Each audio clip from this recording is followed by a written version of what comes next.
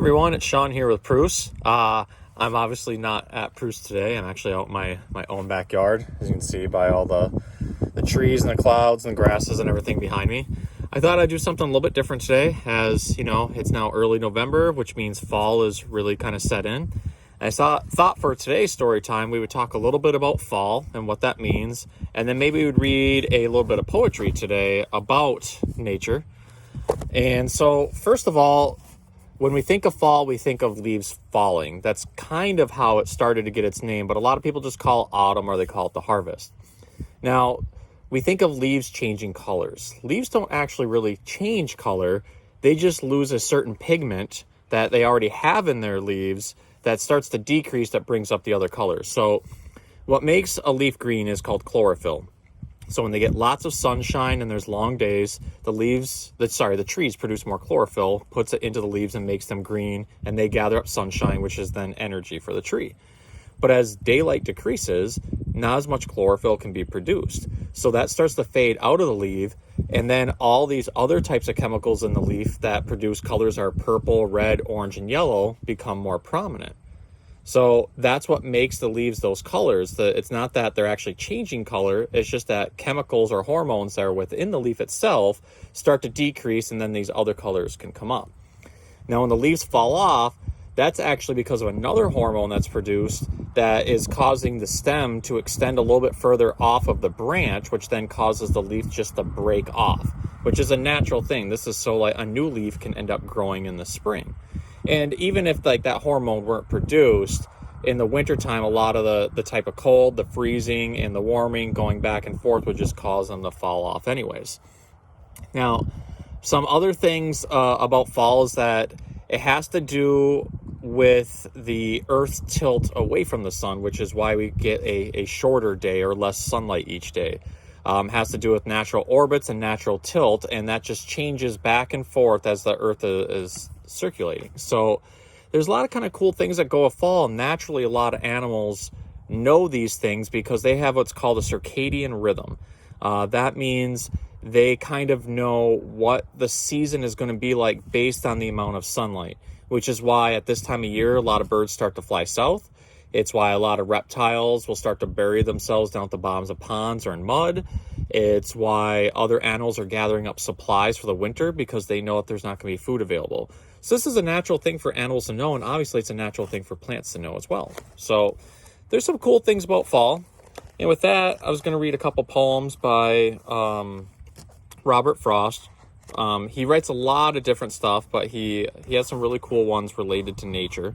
I actually will start off with one that's kind of nature related, but it's one you've probably heard, so you're a little bit familiar with, and then we'll read some ones that maybe you aren't so familiar with. So this one is called The Road Not Taken by Robert Frost. Two roads diverged in the yellow wood, and sorry I could not travel both. And be one traveler long I stood, and looked down one as far as I could, to where it bent in the undergrowth. Then took the other as just as fair, and having perhaps the better claim, because it was grassy and wanted wear, though as for that passing there, had worn them really about the same. And both that morning equally lay, in leaves no step had trodden black. Oh, I kept the first for another day, yet knowing how way leads on to way, I doubted if I should ever come back. I should be telling this with a sigh, somewhere ages and ages hence. Two roads diverged in a wood, and I took the one less traveled by, and that has made all the difference. So that one I've always liked, because when I like to go out in the woods, I like to go off trail and just kind of make my own way. Sometimes a fun thing for me in the summer is I like to actually just get lost in the woods and then find my way back to wherever it was I parked. So, but I grew up in the woods, so I have a good sense of direction. I look for landmarks and things like that. So, the next one we will do is called The Sound of the Trees. So, I wonder about the trees. Why do we wish to bear forever the noise of these more than another noise so close to our dwelling place? We suffer them by day till we lose all measure of pace and fixity in our joys and acquire a listening air. They are that talks of going but never gets away, and that talks no less for knowing as it grows wiser and older that now it means to stay. My feet tug at the floor, and my head sways to my shoulder, sometimes when I watch trees sway from the window to the door. I shall set forth for somewhere, I shall make the reckless choice, some day when they are in voice, and tossing so as to scare the white clouds over them on. I shall have less to say, but I shall be gone. And then this next one actually has to do with the changing the color leaves. It's really short, and I'll make this the last one. I love poetry. I know not everybody does, and this is a little bit different than my normal story time, but I like some of these. So this one's just called Nothing Gold Can Stay. Nature's first green is gold, her hardest hue to hold.